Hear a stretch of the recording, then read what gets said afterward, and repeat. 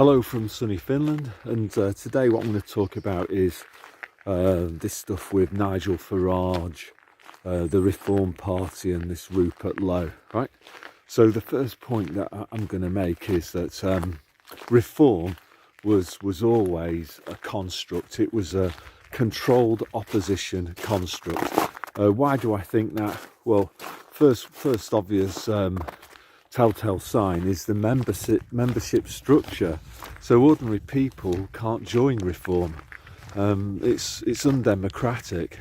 So there's no way that thousands of people could join it and vote in leaders that might actually represent them.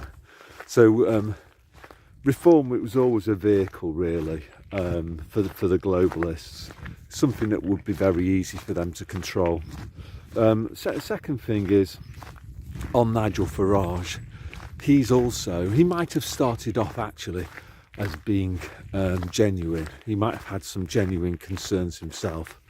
But do you remember there was either a plane crash or a helicopter crash where Farage nearly died?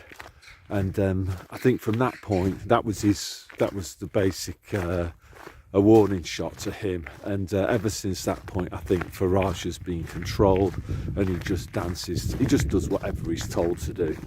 The other thing that I would say as well is it's just obvious. He is like the grand old Duke of York. He marches his men up to the top of the hill, and he marches them down again. So, obviously he did that with UKIP. And then just when UKIP's in danger of actually doing something serious in the political system, then he destroys UKIP to order, in all probability.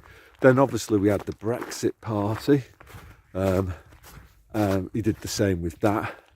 And he then marches the troops up to the top of the hill again, one more time for reform. And now he's in the process, because reform is actually a danger. We would just trash it to order. That's what the globalists want, and that's what Nigel Farage is doing. I think the worst one actually, thinking about it, was what happened in 2019 when I felt that there was an election due, wasn't there, in December of that year, 2019, and I think that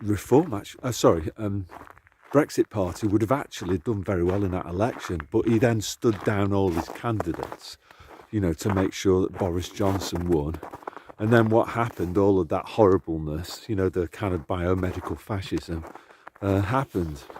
Now, the one thing I think like most people could agree on is that this is part of a demoralization strategy from the globalists. It doesn't really matter who you try to vote for, will never give you a choice. The normie take is it's pretty similar to that, which is what's happening now with reform is being smashed down so that that people who voted for reform will now go back to the Conservatives, and nothing will change.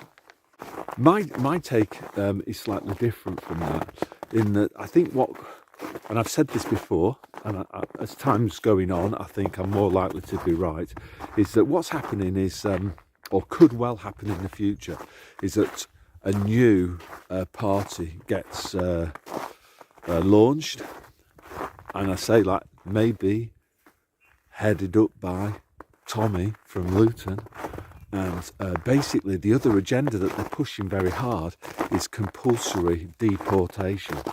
So can you imagine a new party with him as leader promising people compulsory deportation? This is something that I'm seeing, this phrase compulsory deportation, I'm seeing an awful lot of in the controlled alternative media, an awful lot of it. It's something that they want. So like why is that? Well, can you imagine, like, the people that they want to deport are of a particular demographic. Are those people just going to say, okay, right-ho, you want us to go, and all my freebies are going to be stopped, I'm going to have to leave the hotel, I'm not going to get child benefit, I'm not going to get free NHS, I'm not going to get free education for my kids, are they going to just accept that? Are they just going to go quietly? Of course not. And this again is like the problem, reaction, solution. What I think the globalists want is something extremely radical, which, you know, going from one end of the seesaw to the other, which is, as I say, a radical new party headed up somebody like Tommy, compulsory deportation, and then what they'll get is the other narrative that you might have been seeing a lot of at the moment, which is, oh, Britain could end up into civil war. Yeah?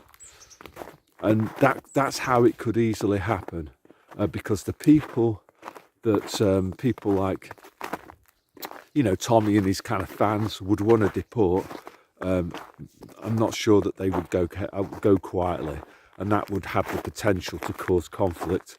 You would then have kind of in-group preferences, in-group allegiances. There's an awful lot of people who are here legally who might have a lot of sympathy with people who follow the same kind of religious ideology that Tommy the football fan might want to deport, and you know, they're going to side with the people that they want to deport rather than, you know, with the indigenous population of Britain. And that's what they want. They want civil war, absolutely, definitely. Having watched some of these videos, there's some guy that's, a couple of people are like pushing this civil war narrative very, very hard. The other things that they've been saying is, oh, the civil war, it could be between city dwellers and people that live in the countryside. I'm not, maybe, you know, obviously in America, you know, between the left and the right. Could that happen in Britain? Maybe. I think the biggest chance that the globalists have got of creating internal conflict within Britain is to stoke up hatred between, it'd be like would it be religious? Sort of, yeah. So you'd have people that follow a particular religion that was established in the 7th century, and they would be basically in conflict with everybody else, basically, and that's the globalists love that. They absolutely love that, and they use this people, you know, as useful idiots, basically. You know, the people that follow the 7th century religion, they use them as useful idiots. You know, almost like mercenaries, basically, without them even knowing that they're fighting for them. So yeah, that's all. It's be interesting to see what happens.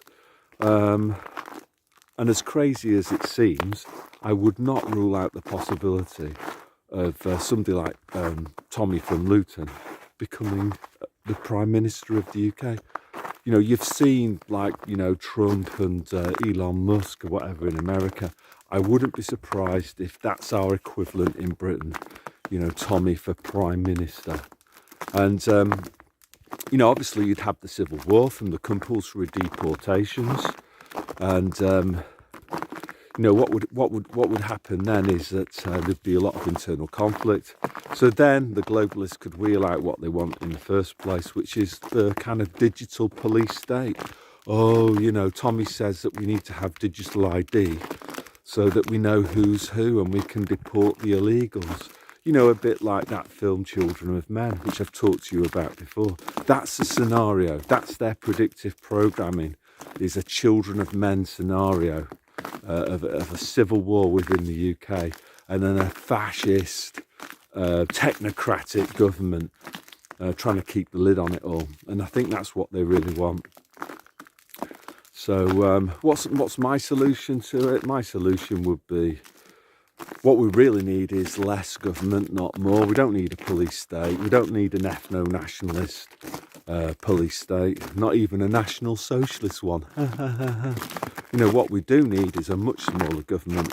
If you scrap the NHS, scrap state education, and you get rid of all the welfare, then basically you remove the incentive for people to move thousands of miles for freebies. And the people that are already here for the freebies. Well, if you take the freebies away, they will move away as well, and they'll go somewhere else where they can still get those freebies.